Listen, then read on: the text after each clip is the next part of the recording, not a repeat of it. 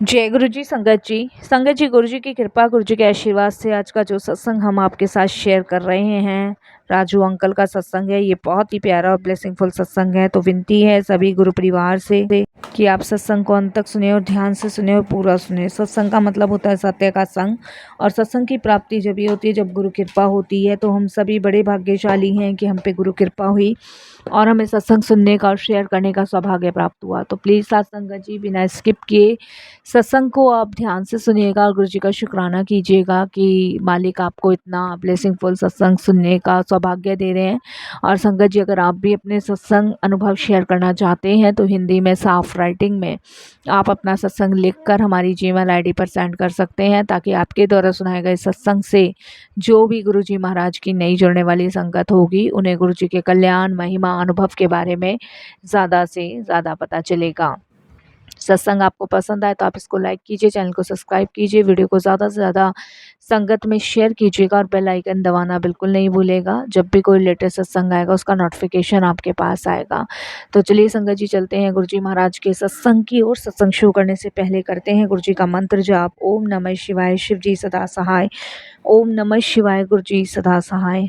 जय गुरु जी। संगत जी, सबसे पहले गुरु जी महाराज का शुक्राना, बहुत बहुत शुक्राना सारी संगत जी को। जय गुरु जी। संगत जी, कहते हैं ना, जब गुरु जी की कृपा होती है जब भी हम सत्संग शेयर कर पाते हैं। तो आज शायद गुरु जी की कृपा थी तो मैं अपना शुक्राना सत्संग आप साथ शेयर कर पा रहा हूँ। तो बहुत बहुत शुक्राना संगत जी। मैं गुरु जी महाराज से पिछले साल ही जुड़ा हूँ 2024 में।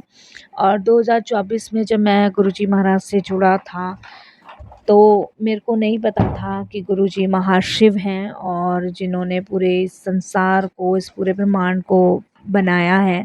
मुझे बिल्कुल नहीं पता था। लेकिन जैसे जैसे मैं गुरुजी से जुड़ता चला गया वैसे वैसे गुरुजी की लौकिक शक्तियों के बारे में मुझे पता चला। संगत जी, मेरी माता जी बहुत लंबे टाइम से कोढ़ से पीड़ित थी। संगत जी, उनको कोढ़ हो गया था, उनके शरीर का आधा हिस्सा मारा गया था। और दूसरी बात संगत जी, उनके पूरे शरीर में कोढ़ था, जिसका हम काफ़ी लंबे टाइम से इलाज करवा रहे थे लेकिन कोई असर हो नहीं रहा था। संगत जी, कुछ ने घरेलू उपाय भी बताए, हमने वो भी किए। किसी ने हमें कहा कि आप डॉक्टर्स को दिखाओ, डॉक्टर्स को भी दिखाया। डॉक्टर्स की नज़र में कुछ और बीमारी थी और वैद्य की नज़र में कुछ और थी, और जो वो होते हैं तांत्रिक वगैरह उनकी नज़र में किसी ने कुछ किया कराया था। लेकिन संगत जी, एग्जैक्ट ये नहीं पता था कि मतलब मम्मी को क्या बीमार है क्या नहीं बीमारी है, तो ये बिल्कुल नहीं पता था। बस हमें ये पता था ये कोढ़ है मम्मी के, जो मम्मी को हुआ है। हम बड़े परेशान हो गए थे, बहुत परेशान हुए थे उस टाइम पे। और कुछ फाइनेंशियल प्रॉब्लम भी थी। देखिए संगत जी, जब कुछ ऐसी सिचुएशन आती है ना तो ऐसे टाइम में पैसा बहुत खर्च होता है। तो बहुत पैसा हमारा खर्च हुआ था। तो कमाने वाला मैं ही हूँ, पापा थे नहीं। और इधर मैंने 2023 में बड़ी बहन की शादी भी की थी, जो कि मुझसे बड़ी थी, मैं छोटा हूँ।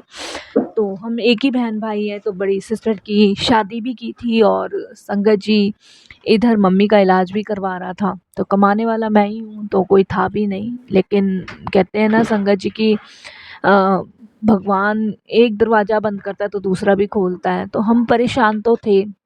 मेरे फ्रेंड ने मुझे गुरुजी के बारे में उस टाइम बताया था और उसने कहा था कि गुरुजी का दरबार है छतरपुर मंदिर, तू वहाँ लेके चल आंटी को एक बार।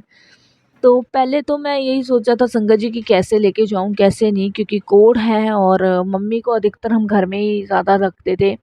क्योंकि ये मम्मी की ऐसी बीमारी थी कि लोग देख के मम्मी को ना घिनने आ जाते थे, मैं आपको बताऊँ। तो मेरी हिम्मत नहीं पड़ रही थी, बट शायद गुरुजी का बुलावा था और अपने दोस्त के कहने से मैं मम्मी को बड़े मंदिर लेके गया। तो जब बड़े मंदिर लेके गया तो संगत जी, मैंने एक चीज़ नोटिस करी कि जितनी भी गुरु परिवार की वहाँ संगत थी, किसी ने भी मम्मी को देख के ना घिन नहीं माना। क्योंकि संगत जी, मम्मी के इतना कोढ़ था कि उस कोढ़ में से मम्मी को ब्लड आता था और जैसे मवाद टाइप का पीप से निकलती है वो निकलती थी। लेकिन किसी ने भी घिन नहीं माना। चाहे वो लाइन में लगना हो, चाहे वो गुरुजी के दरबार में बैठना हो, चाहे वो लंगर करना हो, चाहे वो जल प्रसाद हो, चाहे बाहर तक किसी सेवादार को छोड़ना हो, तो कुछ भी हो, मतलब किसी ने घिन नहीं मानी, किसी ने ऐतराज़ नहीं उठाया।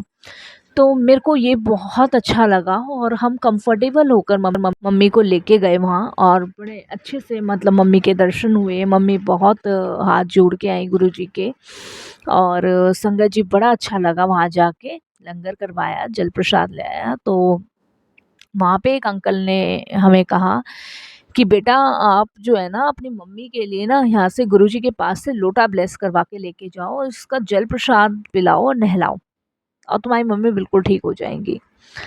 अब संगत जी ठीक है, ये भी करके देखेंगे। विश्वास तो हो गया था, जैसे गुरुजी के दरबार में गए थे। मम्मी कोविड की वजह से सो नहीं पाती थी, दर्द होता था मम्मी के बहुत, लेकिन उस दिन के बाद से उन्हें बड़ा आराम सा भी मिला था, मैं देख रहा था। उसके बाद संगत जी मैं दूसरी बार गया, लोटा वहाँ से ब्लेस करवा के लाया गुरुजी के पास से, और मैंने मम्मी का जल प्रसाद पिलाना और उसे नहलाना। संगत जी सुबह की रोटी, शाम की रोटी मैंने ही बनानी, घर की साफ़ सफाई भी मैंने ही करनी, और मम्मी को ही देखभाल भी मैंने करनी। संगत जी यही काम था मेरा। लेकिन जब से मैं गुरुजी के दरबार से होकर आया था, जो दूसरी बार मैं गया था, लोटा लेकर आया था ब्लेस करवा के, उस जल प्रसाद से मैंने वो चीज़ें करनी शुरू करी। आप बिलीव नहीं करोगे साथ संगत जी कि मम्मी धीरे धीरे, मम्मी के अंदर असर दिखना शुरू हुआ धीरे धीरे। और मम्मी, संगत जी ये समझ लीजिए जैसे कि छोटा मोटा घर का काम करना उन्होंने शुरू कर दिया, मैंने खुद देखा। और नहीं तो संगत जी मम्मी का बिस्तर वगैरह सब अलग कर रखा था, क्योंकि कोढ़ था तो उसमें से वो फूट जाता था कोढ़, और फिर वो जैसे ही फूटता था वो दूसरी जगह हो जाता था, जैसे ही फूटता मतलब पूरा शरीर A to Z चीज़ें भरी हुई थी। तो आप ये लगा लो कि संगत जी मम्मी को जो कपड़े भी पहनाने पड़ते थे ना, वो गीले कपड़े पहनाने पड़ते थे। उसका सबसे बड़ा कारण ये था कि ठंडक लगे शरीर में, क्योंकि जब वो फूटते थे तो दर्द होता था, चींच मचती थी। और ये लगा लो संगत जी, मैंने मम्मी वाले कमरे में ना 2 एसी लगवाए हुए थे, 2। और संगत जी मैंने कितना कर्जा लिया, क्या किया, कैसे नहीं वो एसी लगवाया, मुझे ही पता है। और उसका सबसे बड़ा कारण ये था कि संगत जी वो गर्मी आती थी तो चींच मचती थी, और इसीलिए पसीना आ जाए तो, नमक का पसीना तो इसलिए 2 एसी मैंने अपने मम्मी के रूम में लगवाए थे, जिससे कि उनको गर्मी ना लगे बिल्कुल भी। और संगत जी मैं आपको बताऊं, मम्मी का सर भी हमने गंजा करवा रखा था, जिससे कि उनको बिल्कुल भी मतलब बालों में भी पसीना आए ना आए, बालों में भी कोई प्रॉब्लम ना हो, तो इसलिए गंजा करा रखा था। तो संगत जी मैंने देखा, जब से गुरुजी के दरबार से होकर आए, जब से गुरुजी का जल प्रसाद देना शुरू किया, बहुत मम्मी को आराम पड़ा, और यकीनन मम्मी को रिलैक्स फील हुआ। मम्मी ने छोटे छोटे घर के काम करने भी शुरू किए। और संगत जी अब मम्मी जो है मतलब एसी में बैठती हैं तो उनको ठंड सी भी लगती है, तो कभी कभी एसी बंद भी करने पड़ जाते हैं। तो मैंने नोटिस किया कि वाक़ई में संगत जी चमत्कार तो है, गुरुजी के दरबार में बहुत चमत्कार है। संगत जी जब मेरी मम्मी को इस दुनिया का कोई डॉक्टर ठीक नहीं कर पाया, कोई चीज़ सही नहीं कर पाई, वहाँ गुरुजी ने मम्मी को ठीक कर दिया। तो संगत जी चमत्कार तो है, इससे बड़ा चमत्कार हो ही नहीं सकता है। तो संगत जी गुरुजी के दरबार में हर रोग, हर बीमारी, हर संकट दूर होते हैं।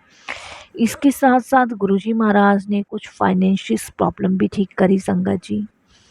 और इतनी फाइनेंशियल प्रॉब्लम मेरे पे थी, मैं बता नहीं सकता संगत जी। मैंने बताया ना कि 2 एसी का खर्चा, और वो मैंने कर्जे पे लगवाया। इसके अलावा मम्मी की मेडिसिन्स आती थी बहुत महंगी महंगी, एक बार में संगत जी 15-15 हज़ार रुपये मुझे जाते थे वो। उसके अलावा संगत जी आप विश्वास नहीं करोगे कि मम्मी को जूस, फ्रूट, ये सब कुछ देना था।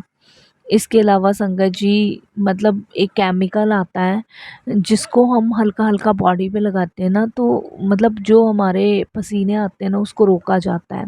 वो इंजेक्शंस, डॉक्टर्स की फ़ीस, तो कमाने वाला मैं ही था।